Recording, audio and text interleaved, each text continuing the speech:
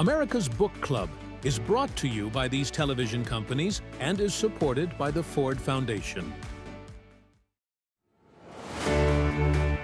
From the nation's iconic libraries, America's Book Club takes you on a powerful journey of ideas, exploring the lives and inspiration of writers who have defined the country, in conversation with civic leader and author David Rubenstein. As a young boy growing up in Baltimore, I went to my local library and was inspired to read as many books as I could. Hopefully people will enjoy hearing from these authors, and hopefully they'll want to read more.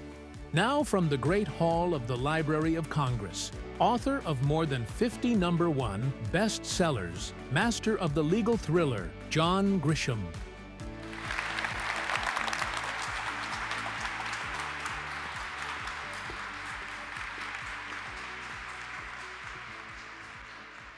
So, let me ask you my first question, which is, in your wildest dreams, did you ever imagine that a lawyer, trained as a lawyer, would someday become the best-selling author of fiction works in the United States? You've now written more than 50 books that are #1 bestsellers. When you first started writing books, did you ever imagine that you would achieve that kind of success? I had no idea what I was doing when I started. It was a part-time, it was a hobby. I had never written anything before I started writing the first novel. I was a very busy small-town lawyer in Mississippi. I was a member of the state legislature. My wife was having babies. Life was pretty crazy, and I had no time to really devote to any new hobby.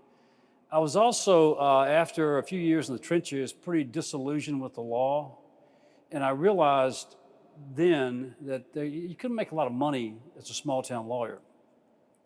And I had the idea of trying to write detective novels or police procedurals or legal stories to try to publish a novel and maybe another one and maybe expand the readership, and maybe after a few books I could have some more income, which I desperately needed, and didn't happen that way. Well, your first book was called A Time to Kill. Right. And how many publishers turned that down? Well, all of them did. They deny it now. But no, there were about 15 publishers and about 15 agents said no. They wrote me, rejection letters. My secretary would send out their submissions. This is 1987, before the internet, and it was a classic submission, rejection. You send in 2 or 3 chapters, they send it right back, and I played that game. It was kind of fun being rejected all those many times.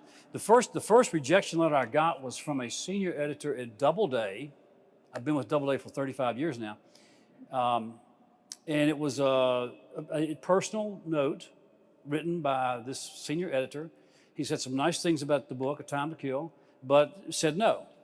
And I was so excited to get this rejection letter that I was at the office, I ran home and I showed it to my wife. I said, look, what a wonderful rejection letter. And she said, the guy said no, John. He said, no, he's not gonna publish your book. I thought it was real progress. So I went through the rejections thing, 15 agents and about 15 publishers. And finally, an agent called one day and said, I want to represent you. And that was a big deal. April the 15th, 1987. And did you have to pay him to represent you, or he was willing to do it on a commission basis? Commission. I didn't have any money. I couldn't pay him. He took, I think, 10% or 15%. I didn't care. And I sent him a manuscript of the rest of The Time to Kill. He had the first 3 chapters. And it was about 1,000 pages long. It was a mess, okay? Because I didn't know what I was doing.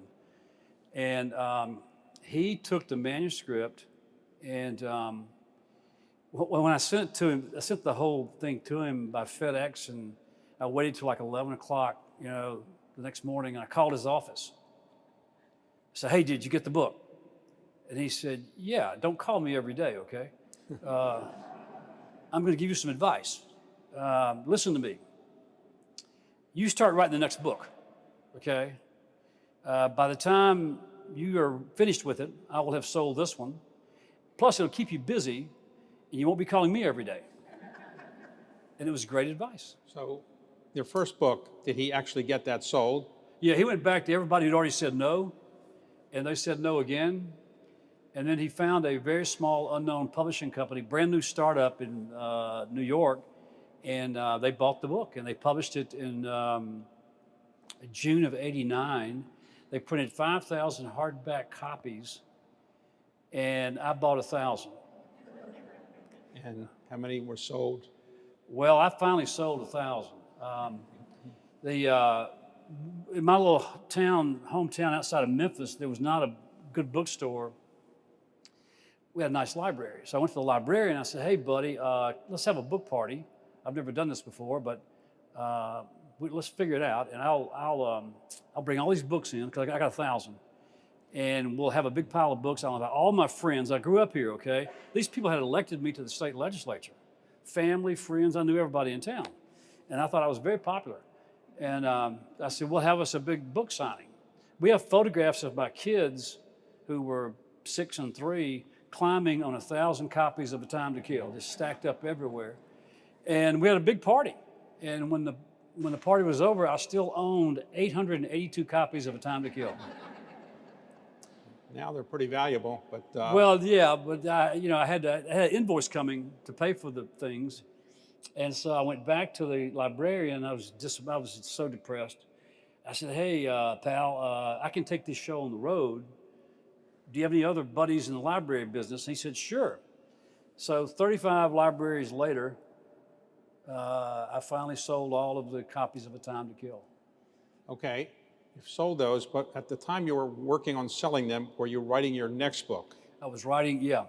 I'd taken his advice, and I had the idea for the next book, an idea that I'd had since law school, and an idea that my wife had always liked. And I sent my agent a 2-page summary of the firm early on, and his reaction was very positive, just like my wife. She said, this could be a big book. And I was still partial to the first one that was not selling. But I was also working on The Time to Kill took 3 years to write. Again, at 5 o'clock in the morning. I got in the habit of writing every morning. So The Firm came right after it. And so both books took 5 years to write back to back. And by then I was very much in the habit of writing every morning. So The Firm sold roughly 7 million copies, or probably more than that now, and it became the #1 New York Times bestseller. So when you heard that, were you in shock that a book that you had just written became the #1 New York Times bestseller, or you kind of thought it deserved it? Well, sure, I thought it deserved it. I mean, it's great. It's a great work of literature. No, we were in total shock. By the time The Firm was published, we had sold the movie rights to Paramount. We had sold all the foreign rights, which we kept, language by language around the world. That went on the whole year. And so by the time the book finally came out in March of 1991, there was a lot of pressure behind it, a lot of buzz in the business, as they say. And it came out of the gate real fast and it hit the New York Times list at number 11 on March 17th, 1991. And I remember that, obviously. Back in those days, again, pre-internet, for a new young rookie to hit the bestseller list in a big way was a big deal, and it was a lot of publicity. So who played the part in the movie? In other words, before the book came out, you already sold it to some famous actors, is that right, or they agreed to play? No, I sold it to Paramount. Just after The Time to Kill was published and flopped, I finally finished The Firm. I sent it to New York, and there was no real interest in it. It kind of languished in some of the copy rooms back then. And back in those days, most of your big studios had scouts in New York who would scout the literary areas, listening for good books that might be adapted. And unknown to us, and my agent being us, a bootleg copy showed up in Hollywood. And this guy got it in Hollywood, and he made like 25 copies of it and sent to all the studios and production companies. We didn't know it. And he got nervous when they started making offers, and it got really heated. And at the last minute, somebody said, hey, what about Grisham? What does the writer think about this? And my agent said, oh, I forgot to tell him. So they called me on a Sunday morning in January of 1990, and my agent said, Sunday morning now, he said, I need your authority to take the highest offer from Disney, Paramount, or Universal for the film rights to the firm. I said, we haven't sold the book rights to the firm. He said, I can't talk to you right now. We're in a hurry. These studios are sitting by their phones for the final round of bidding. And the word bidding had a nice ring to it. And I thought, okay, just can you tell me what's going on? He said, it's a lot of money. And that was it. And so he called back a couple hours later and said, we just sold the film rights to the firm to Paramount for more money than I'd made in 10 years of practicing law. After you heard that, how long after that did you quit the practice of law? About 15 minutes. Yeah. Author John Grisham in conversation with David M. Rubenstein. What did you tell to your law partners? I didn't have a partner. I had a part-time secretary, and it was, I walked out of the office without even turning off the lights. I just walked out, I'm out of here, I'm done. What about some clients that were depending on you? Oh, those people, I didn't have many clients either. I got rid of them. They weren't paying me anyway. So now you've written more than 50 #1 bestsellers in the New York Times. I don't know of any other author that's done that, but very often when I've talked to authors, they get what's called writer's block. They write a book and then they can't write another one. In fact, some of the greatest authors ever wrote a first book and never wrote a second book. I think Margaret Mitchell wrote Gone with the Wind, never wrote another book. Lee Harper wrote To Kill a Mockingbird, and while she was alive, another book never came out. Ralph Ellison, I think, wrote really only one book. So if he wrote The Invisible Man. So you don't have writer's block, obviously, and never occurred to you that after the first book didn't do so well, the second book does well. Do you have any problem writing a third book, or you thought, it was lucky the second time, or did you just keep writing and use the style you already had? When the firm came out and became a big success, they hustled me back to New York for kind of the victory lap. And that included a spot on NBC Today's Show with Bryant Gumbel. That was a big deal in 1991. Brian was by far the biggest. And Brian agreed to do the interview.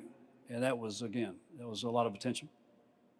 And during that victory lap, we were having lunch with some executives with Walden Books somewhere in Manhattan. And this young executive said, he made this statement, he just threw it out there.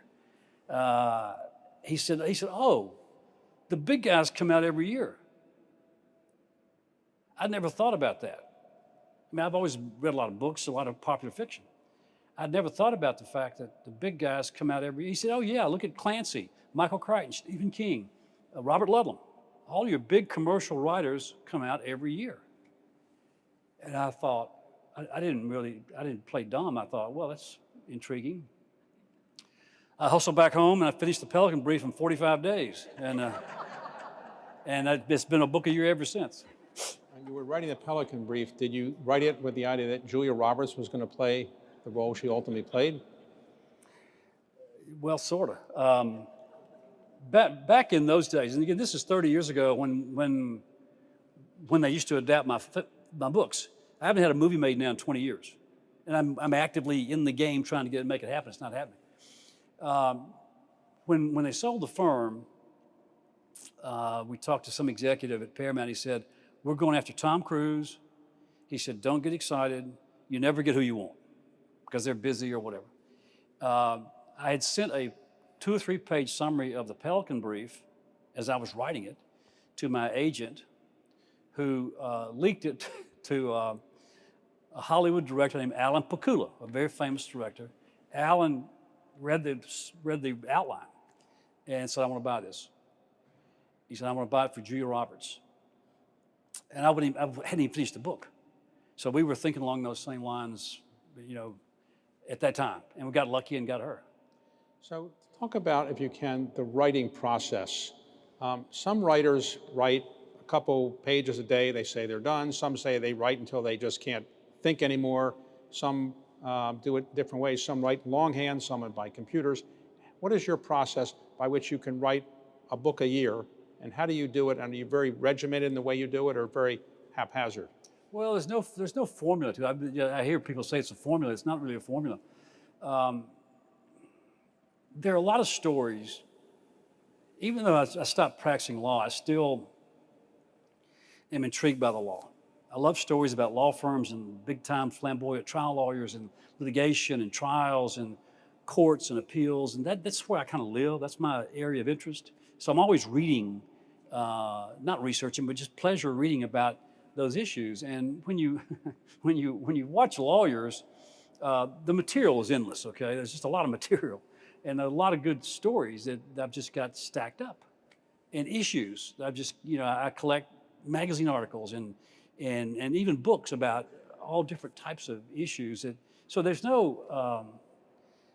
so far there's no writer's block. So far the problem is I start a book every year on January the 1st. That's a rule. I've had that for a long time.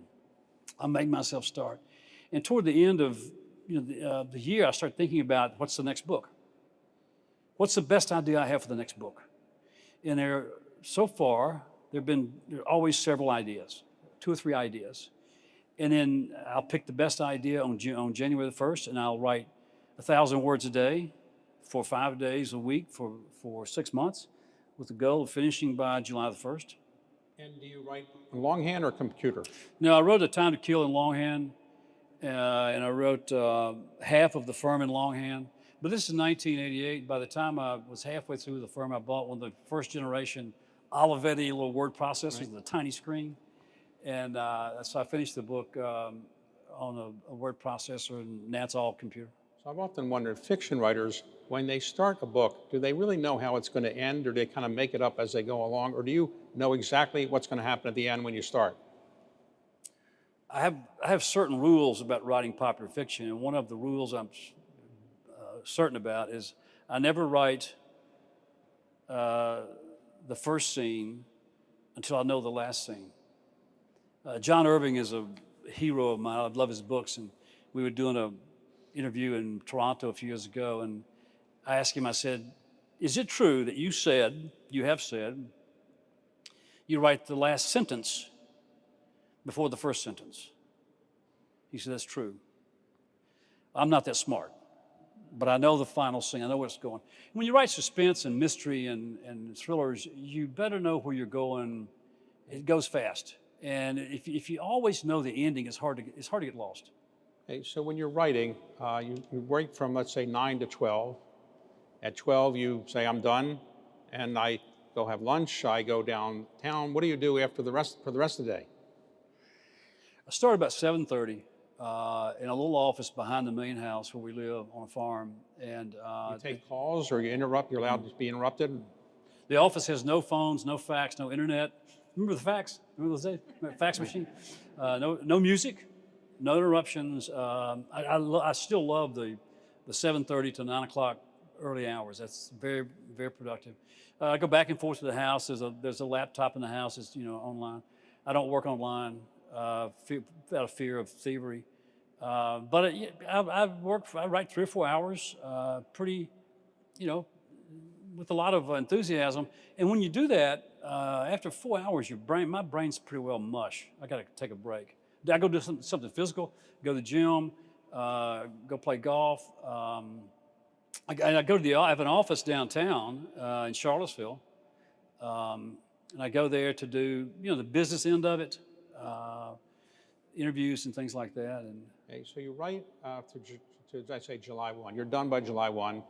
Do you then send it off to the editor, and the editor actually edit you, or no editor edits you because you've written 50 #1 bestsellers? What are they going to tell you that you don't already know? Well, there's one reason I've written 50 #1 bestsellers, because I still have a great editor, and I listen to him. He's my agent. He's been my agent for 30 years, but David Gernert published my first 5 books as a junior editor at Doubleday, and we've been together for 35 years. And so he works on the books. He edits the books. My wife is my first reader, and she's brutal. I mean, she loves to read with a red pen and make all sorts of smart-ass comments, the margins. She really enjoys that. And so we have big fights over the fiction. But you've been married 44 years, so it must be okay. 44 years, things are working out okay. When our kids were small, they would hear us yelling. Kids love to see their parents fight. So they would come running into the kitchen and realize it was just a book fight. Not a real fight, but just a book fight. So we have some very enthusiastic conversations, but she's usually right. So I notice a lot of your books, in fact, most of them, use the word "the" at the beginning. Is that the secret to your success? Because Author John Grisham in conversation with David M. Rubenstein. first book you wrote used the word "a time to kill." If you had said "the time to kill," would it have been successful? Sure.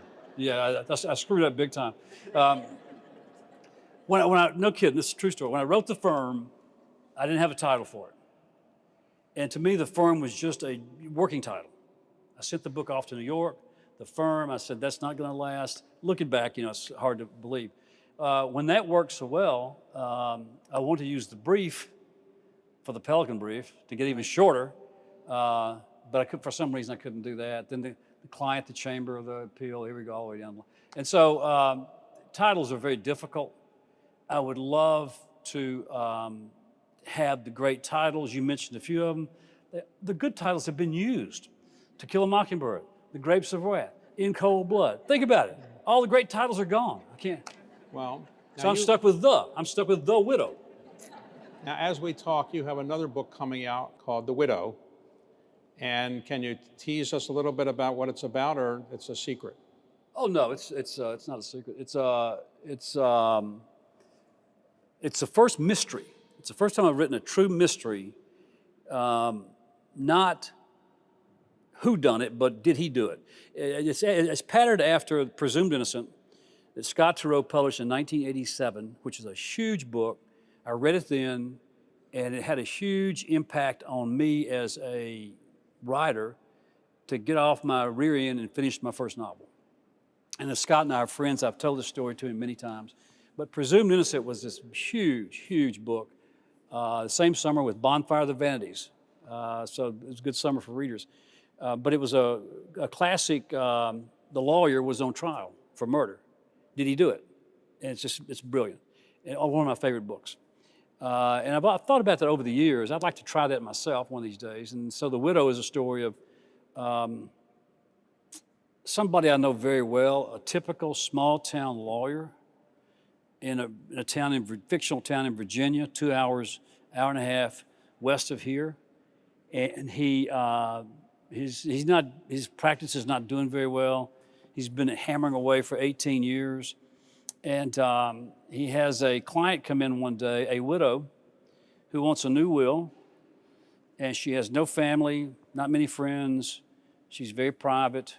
And he's figuring, $100 for a cheap will. Turns out she's got a lot of money. And nobody knows it but him.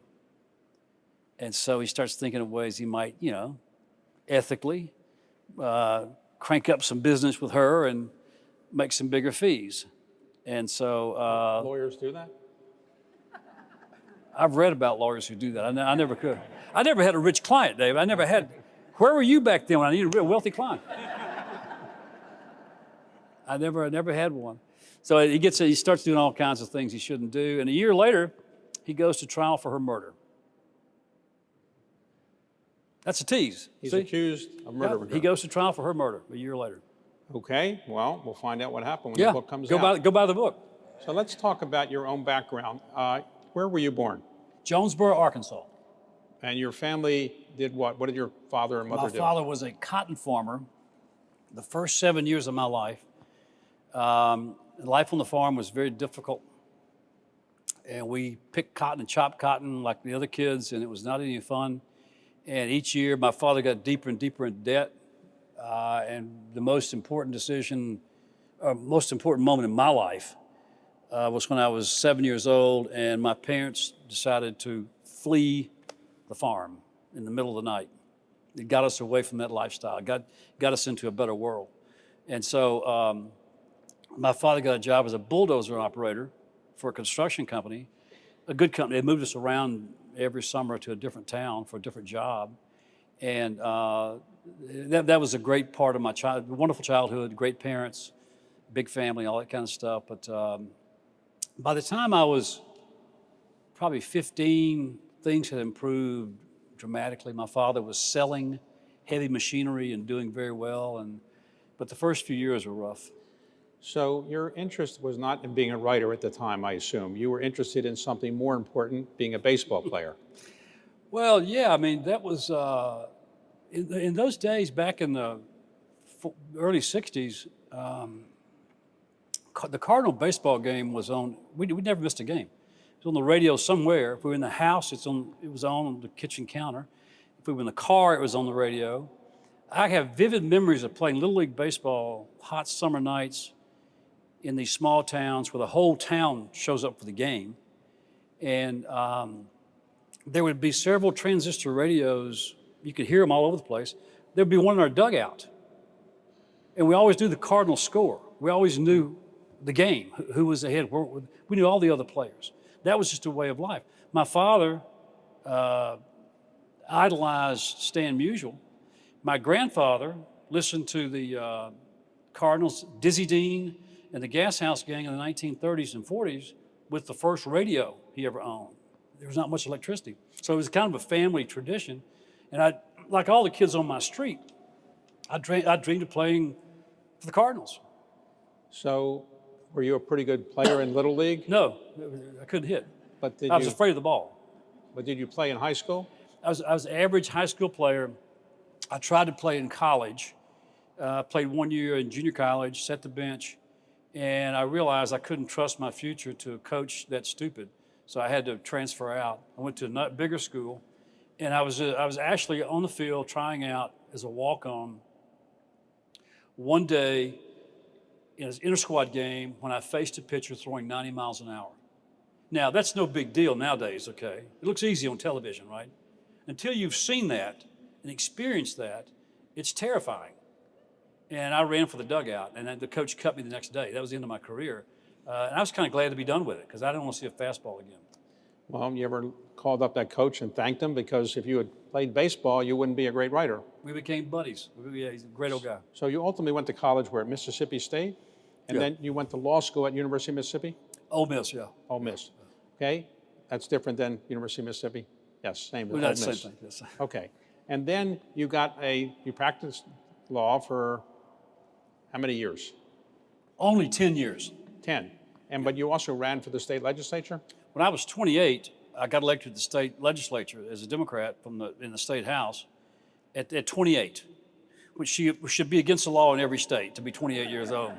And did you think at that time, if you worked well, you could become a statewide officer, governor, or some attorney general or something? There were some, naturally, when you're that young, you have dreams of maybe a career in politics. But one thing I realized immediately, I was not cut out for constituent service. Once you get elected, I beat an incumbent. I got 65% of the vote. It was a big turnout, big landslide. Well, I didn't realize it, but once I got elected, everybody voted for me, 100%, okay? And they all wanted something. They wanted jobs, they wanted birth certificates, they wanted this, they wanted that. I didn't have staff. We didn't have staff in those days. And so the constituent service was really got to be something I didn't like.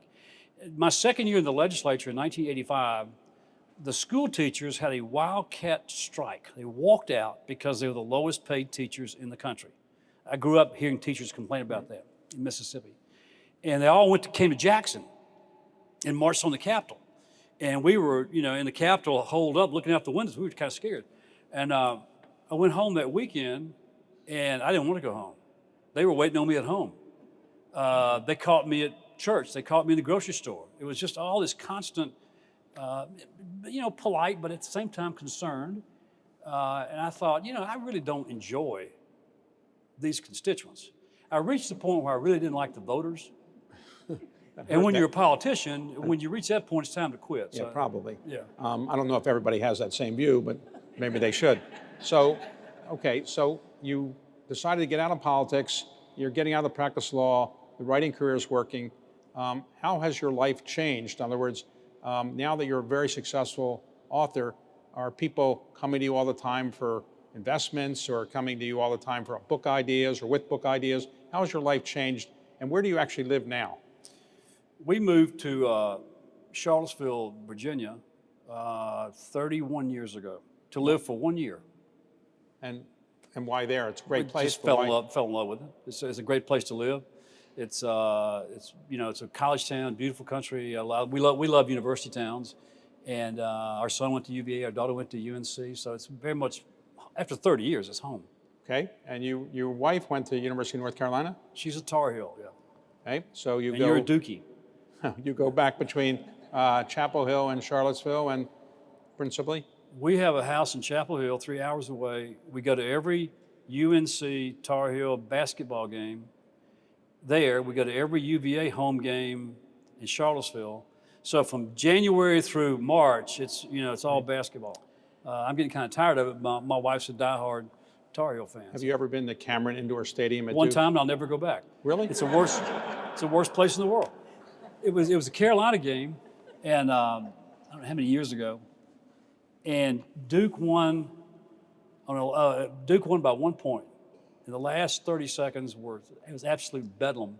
My ears rang for a week, and I said, if I ever get out of here, I'm not going back. Now, you have 2 children, and are they interested in being writers? My son has kind of followed my footsteps. He's practiced law now for 12 years in Charlottesville. UVA undergrad, went to law school at Ole Miss like me. He's kind of rethinking the law practice. Now he's got 2 kids. He would like to write, but he's never been one to ask me for advice or follow my advice, which is okay. I have children like that, yeah. too. You know what it's like. Maybe a little bit, but not much. My daughter's a school teacher in Raleigh, and she loves what she does, and she has 2 kids down there, so they're probably not going to be writers. Okay, so today you spend your time writing and some exercising. You play golf and you watch basketball. You don't play basketball, I assume, at this point.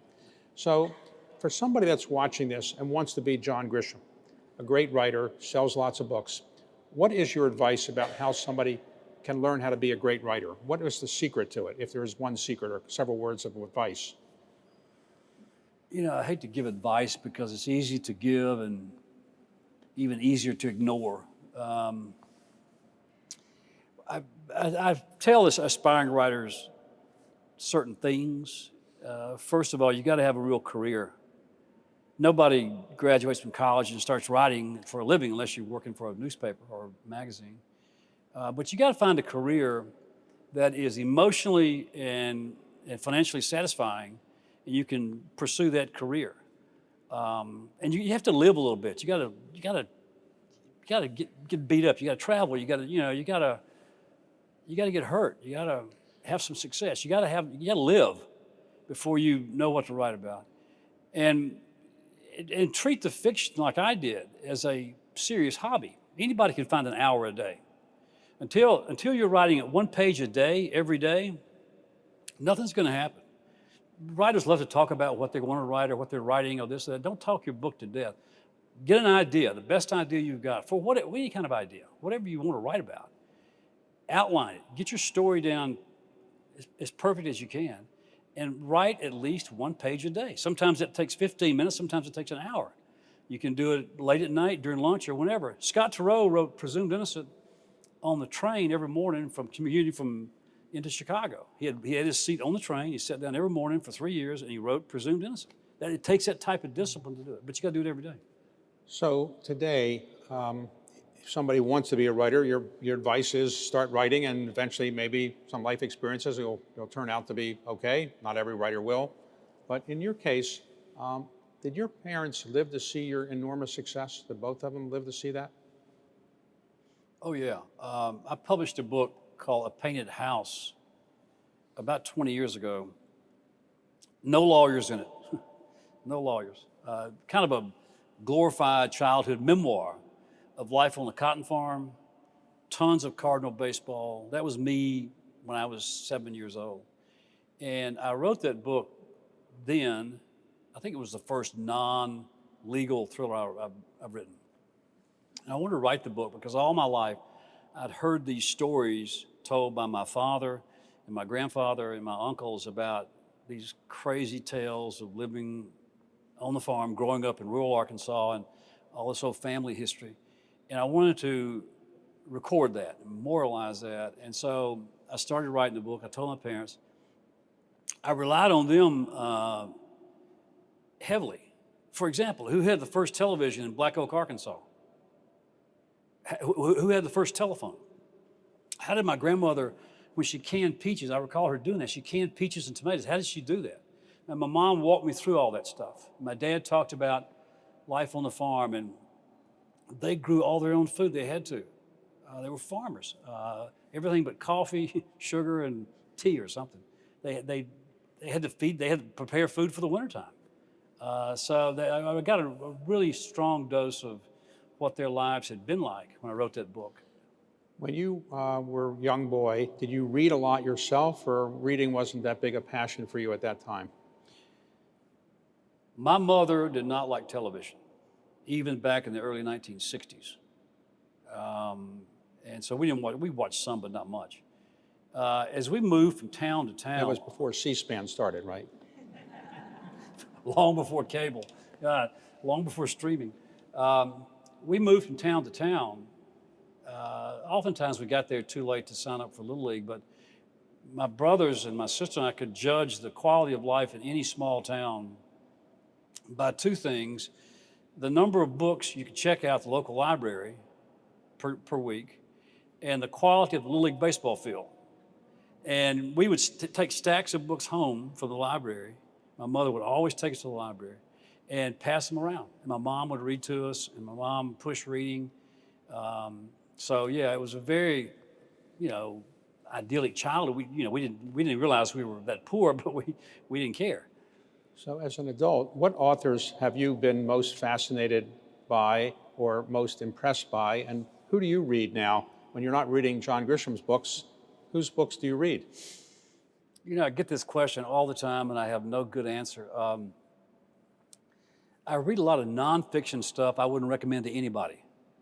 It's books about the criminal justice system. It's studies of wrongful convictions, death penalty, mass incarceration, things like that. That's where my interest. Supreme Court cases, opinions.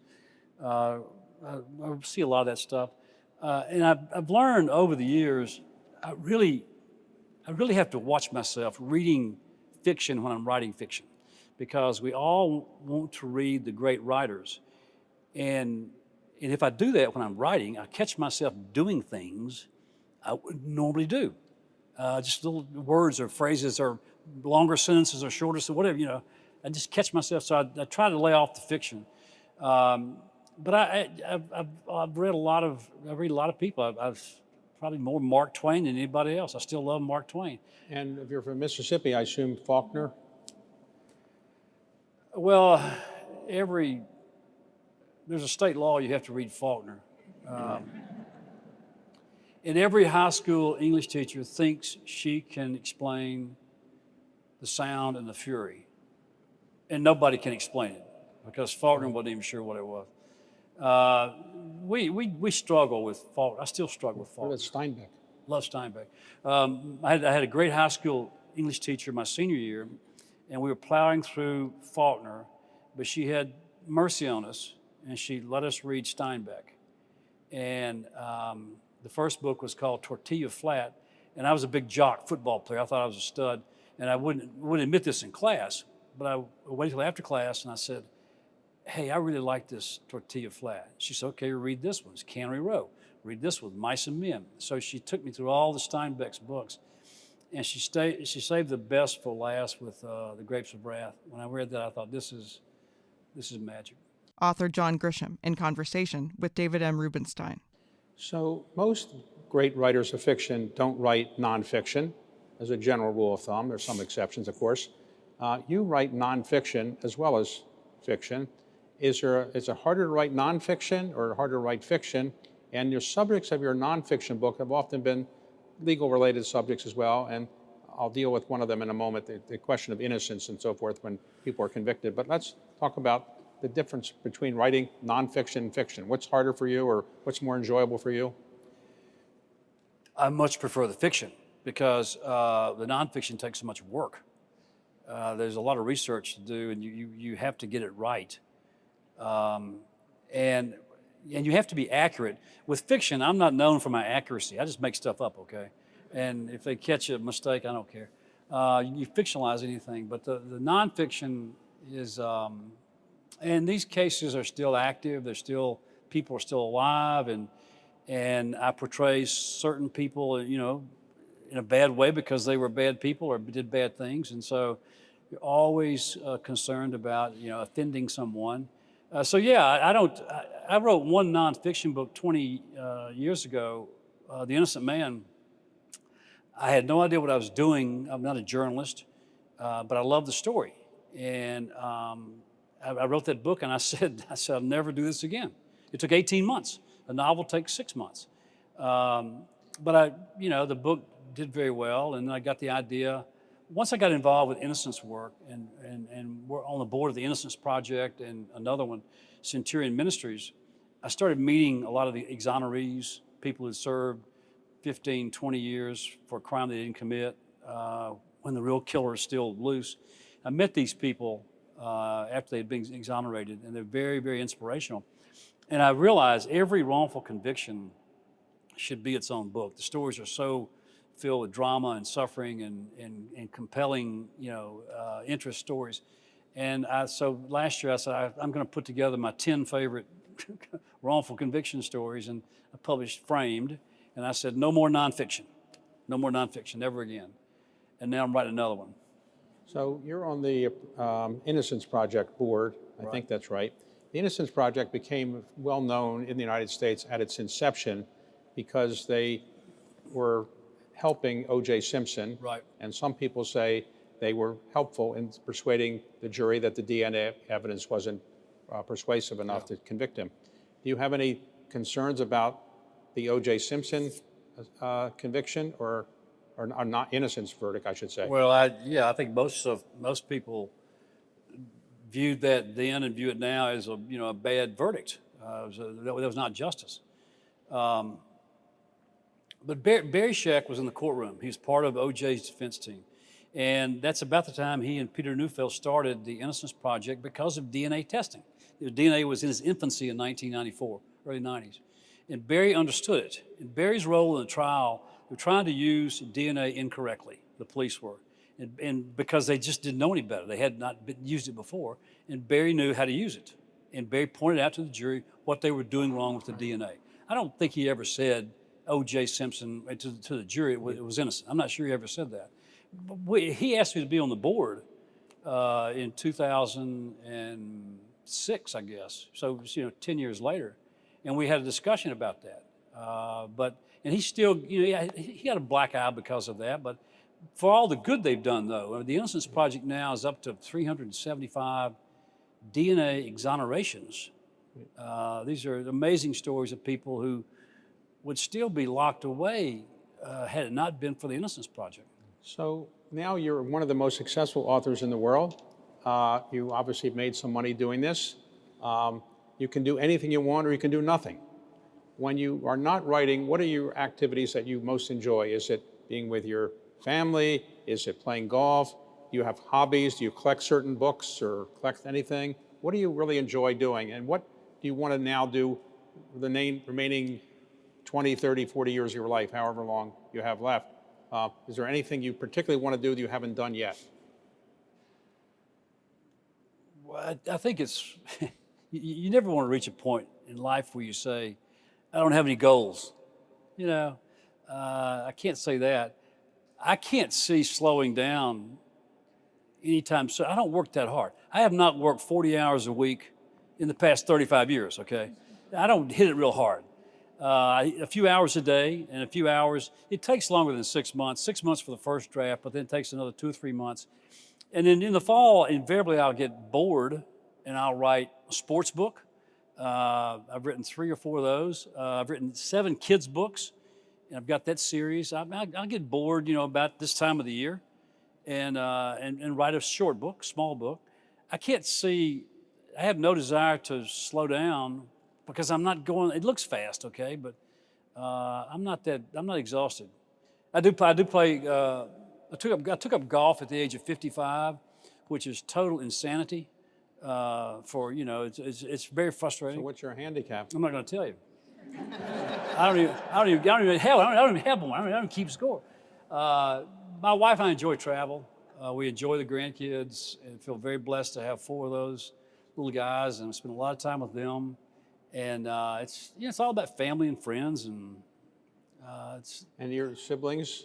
You have several siblings? 2 brothers and 2 sisters. Don't see much of them, but the family's always been pretty tight, and they've scattered. And do your friends always introduce you as the great John Grisham, or they just treat you like another average person? You know, David, if they did that, we wouldn't be friends. They know better, and they know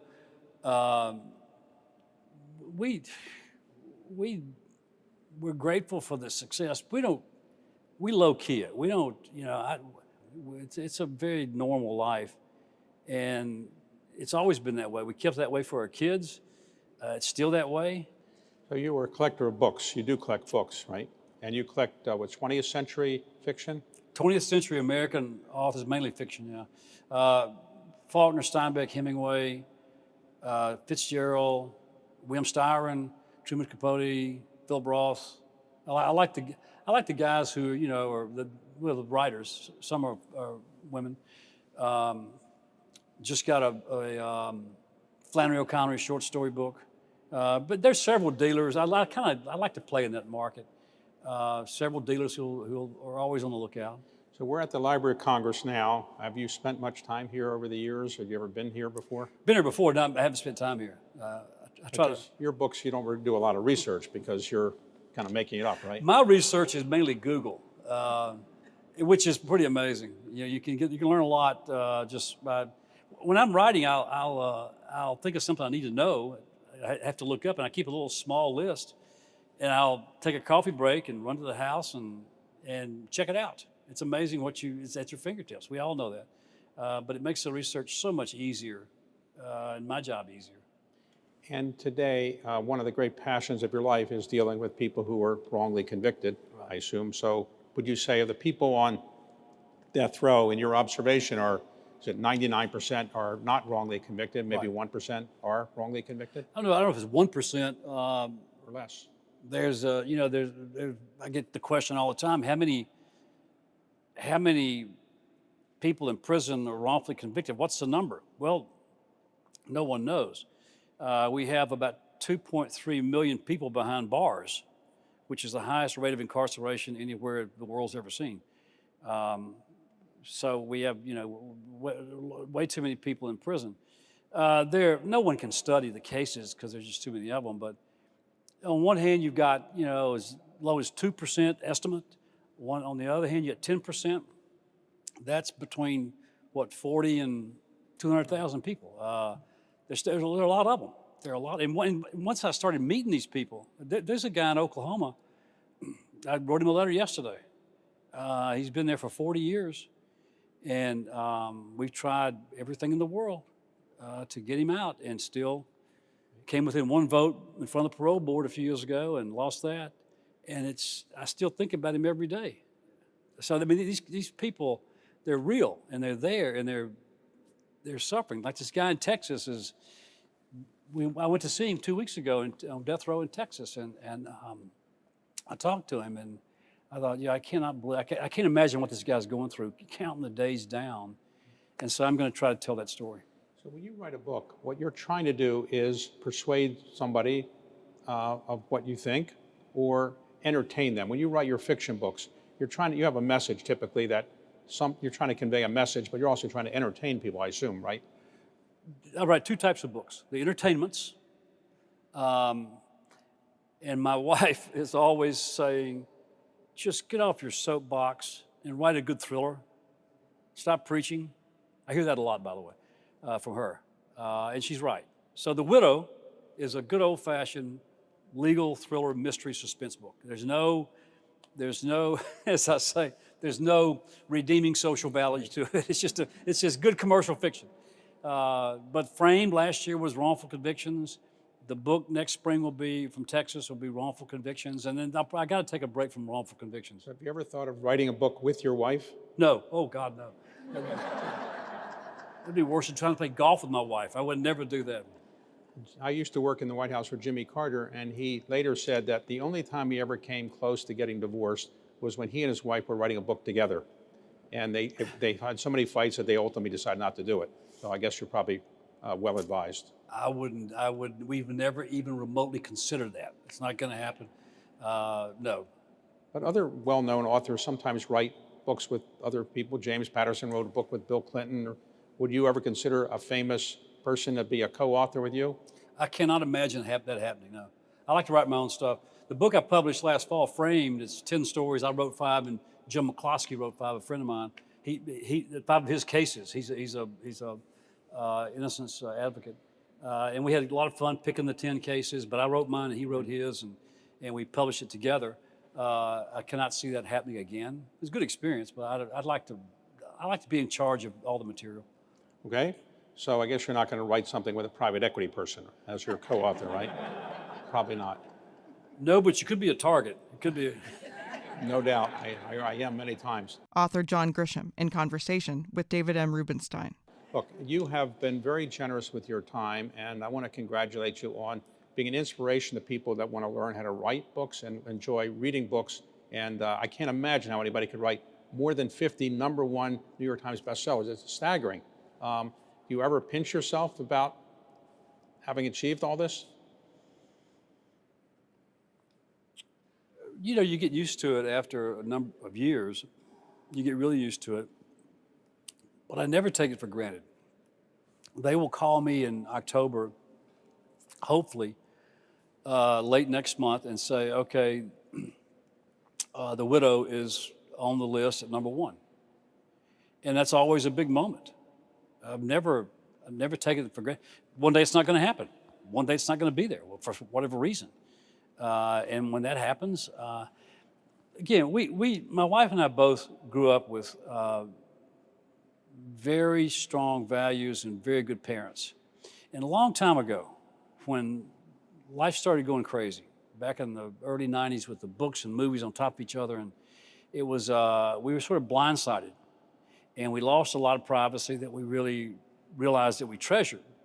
And we also had enough sense to say, look, this, in popular culture, everything goes in cycles. I don't care if it's music, movies, fashion, food, sports, athletics, well, you name it, it comes and goes, okay?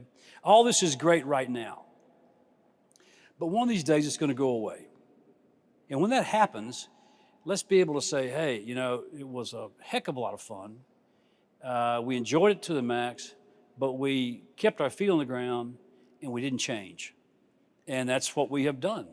And it has not been that difficult. We enjoy each other, enjoy our kids and grandkids and our friends, and live in a small town. Congratulations on what you've achieved. If you ever change your mind on Cameron Indoor Stadium, let me know. If I can persuade you to go to Camden Yards to see a baseball game, maybe when the Cardinals are playing there, let me know. Okay? Thank you, David. Thanks very much. My pleasure. Appreciate it. Thank you. Bye. Thank you.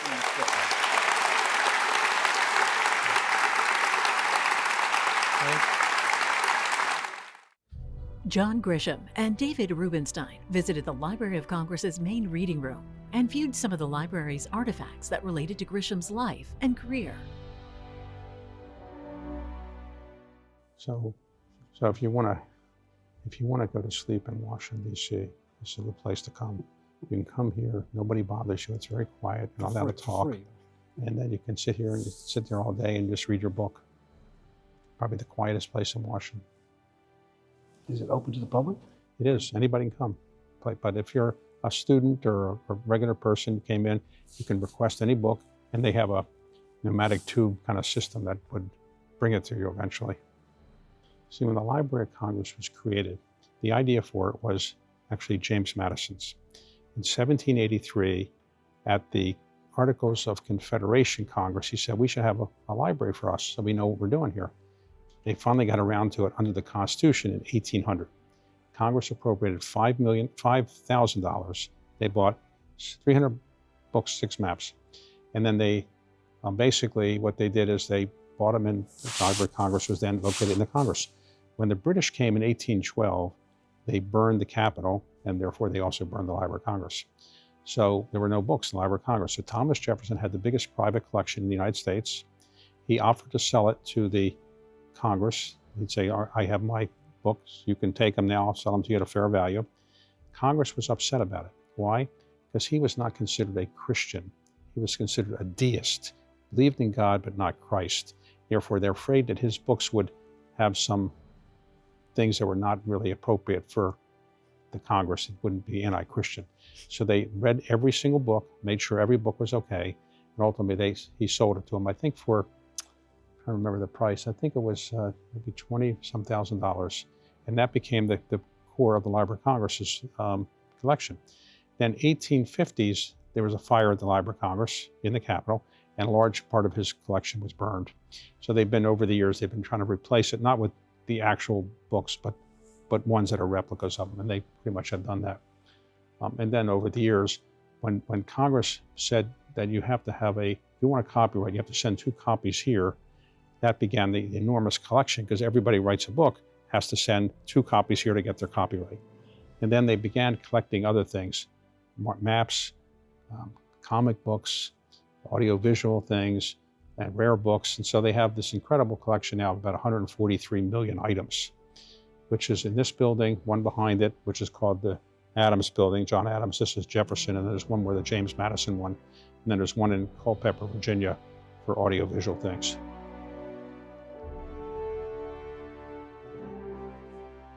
Here's some of the treasures, I guess, they want to show us. We have a sort of a theme. This is the items from the manuscript division. And if you look down here, this is from Supreme Court Justice Harry Blackmun. He not only read a lot of Supreme Court opinions, but he read a lot of fiction. And you made his list. You see where the errors are. And he graded some of your books. Why am I nervous? You never got below a B+. So if you... The client got a B+, and then here, the firm, you got an A. And then Pelican Brief's A-. Chambers A-. Yes, and then you also got A Time to Kill, got an A-. The firm got an A, and he was a hard grader, and he was also known to occasionally grade the other justices' opinions. So I think you should be proud. He was not an easy grader. Wow. See more with John Grisham and the Library of Congress's archive on America's Book Club, The Treasures, available at cspan.org/ABC and C-SPAN's YouTube page.